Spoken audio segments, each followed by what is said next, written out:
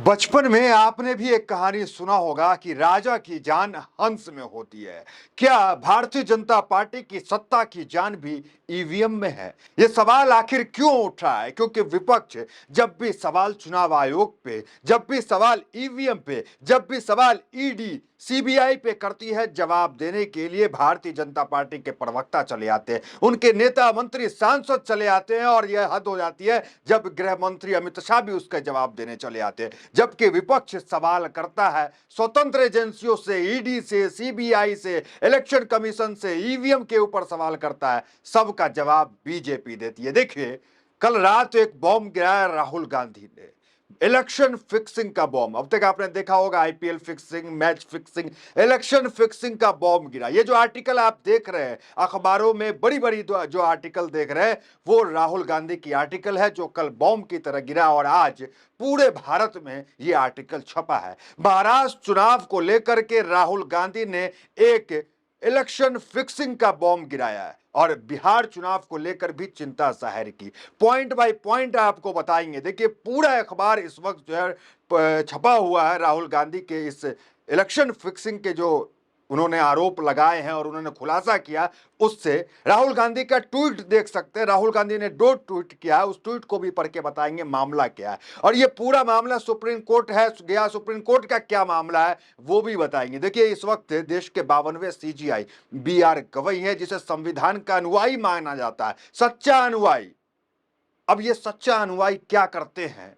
देखिए, सामने बिहार का विधानसभा चुनाव है, इसको लेकर राहुल गांधी काफी चिंतित है और महाराष्ट्र को लेकर पूरा मैच फिक्सिंग का खुलासा करके वो रख दिया। उस मैच फिक्सिंग पे आते हैं। राहुल गांधी का ट्वीट आप देख रहे होंगे, ये ट्वीट इंग्लिश में लिखा है, हिंदी में पूरी ट्वीट को पढ़ के बताएंगे, लेकिन स्टेप बाय स्टेप जो राहुल गांधी ने इंग्लिश में लिखा है उसको समझाने की पहले कोशिश करेंगे। फिर आते हैं कि क्या बिहार के अंदर ईवीएम से चुनाव नहीं होने वाला है? क्या बिहार में ईवीएम बैन हो जाएगा? भारतीय जनता पार्टी को क्या बड़ा झटका जो है सुप्रीम कोर्ट देने वाला है? हम बताएंगे सुप्रीम कोर्ट की सुनवाई से। इस वीडियो में लगातार बने रहे। अब आते हैं राहुल गांधी जो बॉम्ब गिराया, सिर्फ उस पर बात करते हैं step by step. Rahul Gandhi देखिए, स्टेप 1 में आरोप लगाते हैं कि चुनाव आयोग की जो चुनाव आयोग के अध्यक्ष होते हैं ईसी के, उनकी नियुक्ति जो ज्ञानेश कुमार अभी आए, पहले राजीव कुमार थे, ज्ञानेश कुमार की जो नियुक्ति हुई वो नियुक्ति जो है सही से नहीं हुई। वो नियुक्ति को राहुल गांधी ने गलत नियुक्ति बताया। क्यों? क्योंकि उस नियुक्ति की प्रक्रिया में एक तो ये नियुक्ति आधी रात को ही 12 बज के कुछ मिनट में ये जानकारी देश को दी गई कि नया इलेक्शन कमीशन ज्ञानेश कुमार बनेंगे। राजीव कुमार रिटायर किए, उसके बाद ज्ञानेश कुमार आया और इस ज्ञानेश कुमार की नियुक्ति में सीजीआई का न होना, सीजीआई को रिप्लेस करना, चीफ जस्टिस ऑफ इंडिया उनको रिप्लेस करके गृह मंत्री अमित शाह को बैठालना और बहुमत के हिसाब से बीजेपी जो चाहे उसे जो है ईसी बना दी। राहुल गांधी की एक न सुनी गई, जबकि यह कानून था कि आपको लीडर ऑफ ऑपोजिशन का रहना, सीजीआई का रहना और उसके बाद प्रधानमंत्री मोदी का रहना अनिवार्य था, लेकिन इसमें सीजीआई को हटा दिया गया। गृह मंत्री और प्रधानमंत्री मोदी ने एक ज्ञानेश कुमार को ईसी चुन लिया गया। सबसे बड़ा स्टेप 1 में सवाल जो है राहुल गांधी ये उठाए। दूसरा है फर्जी वोटर। महाराष्ट्र को लेकर के सवाल है मैच फिक्सिंग का और बिहार को लेकर चिंता राहुल गांधी को लेकर। उस चिंता पे आते हैं कि राहुल गांधी ने बिहार को लेकर क्या कहा। देखिए, फर्जी वोटर 5 साल में महाराष्ट्र के अंदर 31 लाख वोट बढ़े और 5 महीने में 41 लाख वोट बढ़ गए। ये ट्वीट करके जो आरोप लगाए और पूरा लेख जो छपा हुआ है पेपर में, कल जो बॉम्ब गिरा है उसमें स्टेप सेकंड है जिसमें फर्जी वोटर का जिक्र हो रहा है। 5 साल में 31 लाख वोट बढ़े और 5 महीने में 41 लाख, मतलब वोटरों की तादाद 5 साल में सिर्फ 31 लाख बढ़े और सिर्फ 5 महीने में 41 लाख बढ़ गए। ये बड़ा आरोप। तीसरा, वोटर टर्नआउट पर सवाल है कि महाराष्ट्र के अंदर जो वोटिंग हुआ उस वोटिंग में जो शुरुआती वोटिंग होती है 5 बजे से पहले का, वो 58% था और अंतिम वोटिंग का होते होते 66.05% चला आता है और ये 7.83 की बढ़ोतरी होती है, जो पिछले कई साल में इस तरह का आंकड़ा देखने को नहीं मिला। और ये सबसे अंतिम चरण में, ये कहते हैं ना कि ईवीएम जब लॉक करना होता है, काम धाम समाप्त करके जाना होता है घर, उस चरण में इतनी वोटिंग प्रतिशत कैसे बढ़ गई? ये सवाल जो है बॉम्ब की तरह जो है राहुल गांधी ने गिराया। चौथा देखिए, target bogus voting where BJP loss. देखिए, ये बहुत इंपॉर्टेंट, ये जो स्टेप 4 है इसको समझिए। देखिए, अगर ये राहुल गांधी का ये आरोप होता कि ठीक है, महाराष्ट्र के लोकसभा के चुनाव में, विधानसभा के चुनाव में हमें यहाँ पे बीजेपी का खराब प्रदर्शन था, लोकसभा में क्यों बढ़ गया, तो माना जाता ठीक है। जिस तरह से कहा जाता है मोदी का मैजिक है, मोदी का चेहरा था, इसलिए लोकसभा में ज्यादा वोट आया। लेकिन यहां उल्टा है, यहां जो है महाराष्ट्र के विधानसभा में ज्यादा वोट मिल गए और लोकसभा में कम। और महाराष्ट्र में चेहरा कौन था? महाराष्ट्र में चेहरा जो है प्रधानमंत्री मोदी का था। लेकिन मोदी के स्वयं के चुनाव में वहां पे वोट कम मिलते हैं उस बूथ पे, लेकिन महाराष्ट्र के विधानसभा के चुनाव में उस बूथ पे वोट बढ़ जाते हैं। ये कैसे भाई? चेहरा तो मोदी का महाराष्ट्र में था, मुख्यमंत्री तक तय नहीं था जब चुनाव हुआ था। तो मोदी के चेहरे पे जब लोकसभा का चुनाव हुआ तो वहां बीजेपी खिसक गई उस बूथों पे, और जब महाराष्ट्र पे बिना चेहरा के चुनाव हुआ वहां बीजेपी को बहुत अच्छा प्रदर्शन हो गया, मोदी के चुनाव में नहीं हुआ।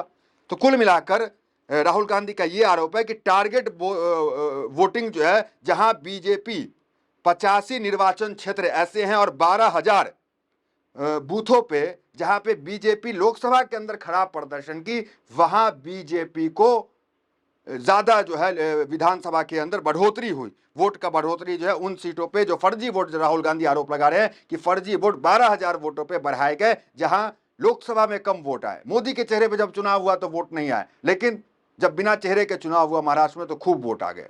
तो उन 12,000 बूथों को लेकर आरोप लगा रहे। पांचवा सबसे महत्वपूर्ण, पांचवा जो है सबूत छिपाने का।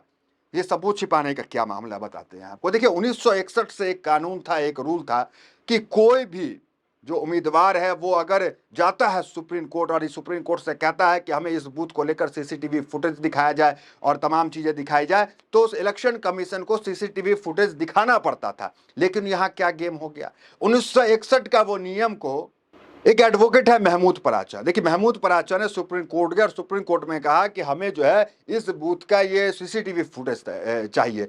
अब जैसे ये केस महमूद पराचा वहां आदेश सुप्रीम कोर्ट ने किया कि हाँ ठीक है सीसीटीवी फुटेज दिखाई जाए, इलेक्शन कमीशन ने रातों रात उस कानून को बदल दिया। 1961 से जो कानून चल रहा था कि आपको जो है सीसीटीवी फुटेज दिखानी पड़ेगी, कानून ही बदल दिया। अब महमूद पराचा को सुप्रीम कोर्ट ने जो कह दिया कि जाइए देख लीजिए, लेकिन अब तो कानून ही बदल गया। तो ये तमाम चीजें हुई जिसकी वजह से पांचवा स्टेप जो है तो सबूत छिपाने का और वोटर लिस्ट जो है वो साझा न करने को लेकर राहुल गांधी ने आरोप लगाए हैं। देखिए ये आरोप क्यों लगते हैं जरा आप समझ लीजिए। एक तो हमने बताया कि सवाल जब भी विपक्ष करता है, ED, CBI, election commission, EVM को लेकर जवाब देने के लिए, अभी भी देखिए राहुल गांधी ने जो बॉम्ब गिराया उसको लेकर देवेंद्र फडणवीस हमलावर है, जेपी नड्डा हमलावर है, बीजेपी के कई सांसद विधायक ट्वीट पे ट्वीट कर रहे हैं। लेकिन जो नहीं कह रहा है वो कौन? ईवीएम को लेकर इलेक्शन कमीशन सही जवाब नहीं दे रहा, ईवीएम को लेकर बाकी जो है संस्थाएं हैं वो जवाब नहीं दे रही, ईडीसी पे जब भी सवाल का सवाल होता है वो जवाब नहीं देती है, बीजेपी जरूर जो है वो जवाब दे देती है। अब देखिए हरियाणा में आपको याद होगा नायब सिंह सैनी का एक वीडियो वायरल हुआ था वोटिंग से एक दिन पहले। क्या कह रहे थे नायब सिंह सैनी? हमने सारा सेट कर लिया, हम जीत रहे हैं। अब इसको लेकर ही बवाल हुआ था। अब देखिए तमिलनाडु के अंदर की बात करते हैं कि ये कल की हेडलाइन देखिए, क्या हेडलाइंस है। अमित शाह क्या कह रहे हैं कि तमिलनाडु में हम सरकार बना रहे हैं, चैलेंज कर रहे हैं कि हम सरकार बना रहे हैं तमिलनाडु को 2026 में। अब बताइए बीजेपी की तमिलनाडु के अंदर सिर्फ 4 सीट है, अब ये सरकार कैसे बना लेंगे? तो इस तरह के बयान जो बीजेपी की आती है इससे जो है थोड़ी सी जो है परेशानी तो लगती है। अब देखिए वो ईवीएम की बात हो रही है ना, आते हैं सुप्रीम कोर्ट के मामले पे। वो ईवीएम जिसको लेकर सबसे बड़े टेक्नोक्रेट कौन है? एलन मस्क, टेक्नोलॉजी के मानेंगे गुरु तो मानेंगे आप। तो एलन मस्क का क्या कहना जरा वो देखिए। हमें ईवीएम को खत्म कर देना चाहिए, मनुष्य या एआई द्वारा हैक किए जाने का जोखिम हालांकि छोटा है लेकिन फिर भी बहुत बड़ा है। ईवीएम को लेकर एलन मस्क संतुष्ट नहीं है, वो कह रहे बंद कर देना चाहिए। अब जिस चुनाव आयोग पर राहुल गांधी इतना आरोप लगा रहे हैं, कुछ दिन पहले सर्वे हुआ था, सर्वे में चुनाव आयोग को आम जनता भी मानती है, निष्पक्ष नहीं मानती। देखिए सर्वे क्या है, CSDS सर्वे के अनुसार चुनाव आयोग पर लोगों का विश्वास कम हुआ है। 2019 में 51% लोगों का भरोसा था, अब 28% लोगों का ही मात्र भरोसा रह गया है। ये तमाम चीजें। अब आते हैं एक और मामला। देखिए एक पुलिस इंस्पेक्टर थे, ये पुलिस इंस्पेक्टर महाराष्ट्र के उस चुनाव में एक बूथ पे तैनात थे। उन्होंने आरोप लगाया, अभी वो उनको जो है सस्पेंड कर दिया गया, उसको FIR हुई, तमाम चीज़ें हुई, क्योंकि उन्होंने एक खुलासा कर दिया। क्या खुलासा किया उन्होंने कहा कि जिस बूथ पे हम थे वहाँ ईवीएम को लेकर छेड़छाड़ हुई। आप देख सकते हैं विधानसभा चुनाव को लेकर निलंबित पुलिस अधिकारी के दावे से नया विवाद खड़ा हो गया। निलंबित पुलिस सब इंस्पेक्टर रंजीत कमल ने दावा किया है कि पड़ली में ईवीएम से छेड़छाड़ की गई थी, जिसके लिए उन्हें हटा दिया गया था और बाद में उनके खाते में 10 लाख रुपए दिए गए थे। ये तमाम चीजें जो है निकल के आ रही है। अब आते हैं सीधा, आ रहे हैं राहुल गांधी के ट्वीट पे आ रहे हैं। राहुल गांधी को हिंदी में पूरा ट्वीट को पढ़ के दिखाएंगे, इंग्लिश में ट्वीट उन्होंने किया। देखिए, सुप्रीम कोर्ट, ये पूरा मामला जो है ये याचिका सुप्रीम कोर्ट में गया था। सुप्रीम कोर्ट, एक राहत की खबर जरूर आई सुप्रीम कोर्ट की तरफ से। वो क्या राहत की खबर है जरा वो देख लीजिए। सुप्रीम कोर्ट ने कहा, न डेटा डिलीट करो न ही रीलोड करो। ईवीएम पर सुप्रीम कोर्ट ने चुनाव आयोग को और क्या आदेश दिया। सुप्रीम कोर्ट ने चुनाव आयोग से ईवीएम डेटा मिटाने और फिर से लोड न करने का आदेश दिया। शीर्ष अदालत ने कहा कि अगर वोटिंग के बाद कोई सवाल उठाता है तो डेटा के सत्यापन के लिए ईवीएम बनाने वाली कंपनी को एक इंजीनियर आए और बताए कि मशीन में किस तरह की छेड़खानी हुई है या नहीं है। डोंट इरेज और reload the data while checking for EVM tampering से सुप्रीम कोर्ट। तो सुप्रीम कोर्ट ने एक बड़ा कदम ये उठाया। यहाँ पे ये पूरा मामला गया था सुप्रीम कोर्ट भी। सुप्रीम कोर्ट ने कदम ये उठाया कि जो लोग जाते थे और कहते थे कि हमें जो है दिखाइए सुप्रीम कोर्ट के अंदर, ये भी एक रूल है। तो इलेक्शन कमीशन 40,000 रुपये पैसा लेता था, 40,000 का बॉन्ड उस जो उम्मीदवार होते हैं उनसे, और जो है वो मॉक पोल की तरह जो है दिखाते थे कि देखिए अभी हम एक बटन दबाएं, देखिए वहां जा रहा है, गिर रहा है वही बटन, देखिए हम यहाँ कांग्रेस को दबाएं, देखिए हाथ का पंजा दिख रहा है। तो मॉक पोल करते थे। लेकिन सुप्रीम कोर्ट ने कहा मॉक पोल नहीं, आप उसी ईवीएम को दिखाइए और उसका डेटा डिलीट मत कीजिए और उसमें करके दिखाइए कि कैसे कैसे जो वोटिंग हुआ वो रीचेक करके दिखाइए उम्मीदवारों को। तो ये एक बड़ा फैसला है कि आप डेटा जो है डिलीट नहीं कर सकते, इरेज नहीं कर सकते, क्योंकि देखिए ईवीएम का डेटा इरेज हो जाएगा तो फिर तो इसी कह देगा, हर जवाब में सुप्रीम कोर्ट सवाल करेगी, कह देगी तो इरेज हो गया, ईवीएम खत्म हो गया, नया डाटा अब उसमें आ गया, अब कहीं और चुनाव के लिए चला गया ईवीएम। तो आपको शर्त रख दिया गया कि इरेज नहीं करना है। ये बड़ा शर्त जो है ईवीएम को लेकर के सुप्रीम कोर्ट ने जो फैसला सुनाया। अब आते हैं राहुल गांधी के ट्वीट पे कि राहुल गांधी ने क्या ट्वीट किया। देखिए राहुल गांधी का ट्वीट देखिए आप।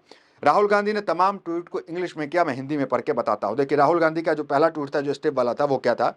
उन्होंने लिखा, चुनाव कैसे चुना है। 2024 में होने वाले महाराष्ट्र विधानसभा चुनाव लोकसभा में धांधली का खाका है। मेरा लेख चरण दर चरण बताया है कि कैसे हुआ, कैसे जो है ईवीएम को लेकर मतलब ये चुनाव को लेकर धांधली हुई है। चुनाव आयोग की नियुक्ति को लेकर सवाल है। चरण 2 में फर्जी मतदान को लेकर, चरण 3 स्टेप 3 स्टेप 4 वो जो हमने आपको बता दिया वो सभी है। तो ये तमाम सवाल जो है राहुल गांधी एक ट्वीट में करे। दूसरा एक ट्वीट बड़ा महत्वपूर्ण है, वो देखिए। उन्होंने डियर ईसी करके लिखा है। क्या लिखा है, इंग्लिश में लिखा, और हिंदी पढ़ के बताते हैं। आप ऐसे संवैधानिक संस्थान है, मध्यस्थता को बिना हस्तक्षेप के टालमटोल वाले नोट जारी करना गंभीर सवाल का जवाब देने का तरीका नहीं है। यदि आपके पास छिपाने के लिए कुछ नहीं है तो मेरे लेख में दिए प्रश्नों का उत्तर दे और इस प्रकार साबित करे। महाराष्ट्र सहित सभी राज्यों में लोकसभा और विधानसभा का हालिया चुनाव के लिए में डिजिटल मशीन पटनी मतदान सूची प्रकाशित करे। महाराष्ट्र मतदान केंद्र में शाम 5 बजे के बाद सभी सीसीटीवी फुटेज जारी करे। तो ये वही सवाल राहुल गांधी का है जो हमने 5 सवाल आपने दिए, और ये राहुल गांधी ने इसी ने एक जवाब दिया और कहा कि जो आप जो लेटर भेज के जवाब मांगिए। तो राहुल गांधी ने कहा कि आप सही जवाब दीजिए और तमाम चीज़ें हुई। फिलहाल देखिए देश के अंदर नए सीजीआई है। ये सीजीआई कहा जा रहा है कि जब से आए हैं और ये संविधान के सच्चे अनुयायी हैं। अब ये सच्चे अनुयायी इस मामले को कैसे देखते हैं, क्या वो ईवीएम को लेकर, बिहार को लेकर कुछ फैसला सुनाने वाले। देखिए सुप्रीम कोर्ट से एक राहत बड़ी खबर ये है कि वो जो डाटा जो इरेज करने का मामला था वो तो ठीक है, लेकिन क्या ईवीएम को लेकर, बिहार में चुनाव है और देश की सबसे पुरानी पार्टी, अगर ये आरोप लगाए, उसे शक हो ईवीएम पे, उसे शक हो इलेक्शन कमीशन पे, तो क्या BR गवई जो है वो स्वतः संज्ञान लेंगे? क्योंकि पावर है स्वतः संज्ञान लेने का। क्या संज्ञान लेकर कुछ फैसला वो सुनाएंगे? या सुप्रीम कोर्ट तो भी कई बार कांग्रेस गई है और फिर कांग्रेस जाती है, तो क्या ईवीएम को लेकर कुछ बड़ा होने वाला है? देखिए सूत्रों से ये खबर आ रही है कि ईवीएम को लेकर कांग्रेस सड़कों पर बड़ा आंदोलन करने वाली है, ये तो तय है। फिलहाल खबर में इतना, मिलता है वीडियो से साथ। बहुत बहुत धन्यवाद।